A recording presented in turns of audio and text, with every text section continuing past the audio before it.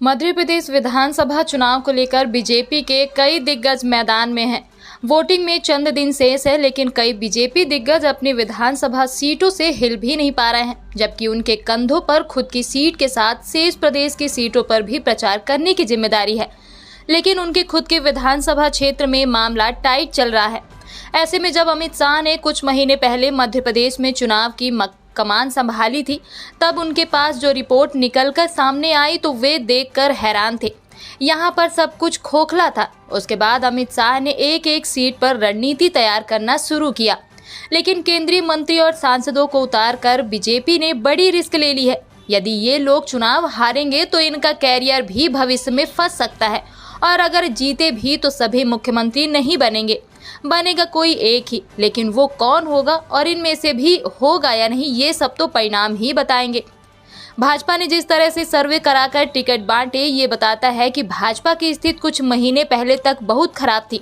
राज्य में चुनाव अमूमन सीएम के चेहरे के इर्द गिर्द लड़ा जाता है।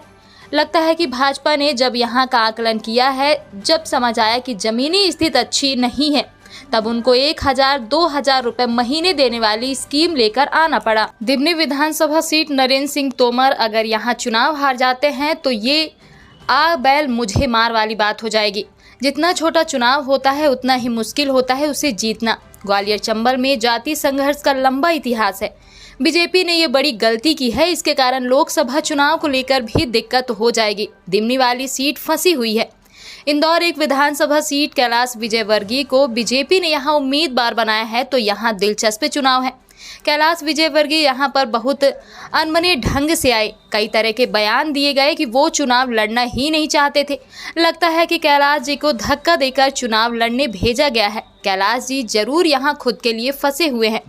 सीधे विधानसभा सीट सिटिंग विधायक केदारनाथ शुक्ला का टिकट काटकर सांसद रीति पाठक को टिकट दे दिया। सीधी में ही दशमत रावत के साथ पेशाब कांड हुआ था। आरोप लोकल विधायक के प्रतिनिधि पर लगा था।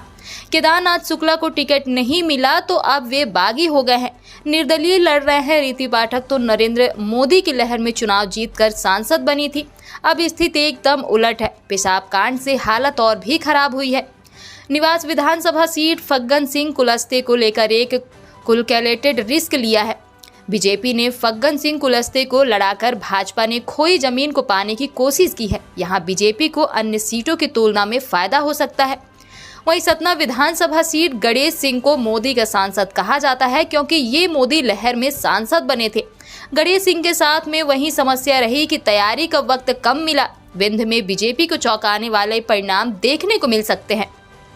जबलपुर विधानसभा सीट राकेश सिंह का मुकाबला वित्त मंत्री तरुण भनोत से है। तरुण की ग्राउंड कनेक्टिविटी बहुत अच्छी है। यहाँ भी सीट फंसी हुई है। राकेश सिंह अगर चुनाव हारे तो आगे भविष्य की राह बीजेपी में मुश्किल हो जाएगी। नरसिंहपुर विधानसभा सीट, यहाँ से प्रहलाद पटेल चुनावी मैदान में है, लेकिन उनका पूरा चुनाव उनके भाई देख रहे हैं। जालन सिंह ने खुद मैदान से हटकर यह मौका प्रहलाद पटेल को दिया है। प्रहलाद पटेल को सीएम के उम्मीदवार के तौर पर भी देखा गया था। सीएम फेस के जितने भी उम्मीदवार हैं, उनमें सबसे सशक्त प्रहलाद पटेल हैं। स्थानीय जनता को एहसास है कि ये जीत तो जरूर कुछ बन सकते हैं, लेकिन लगता है कि प्रहलाद पटेल चुनाव जीत सकते हैं।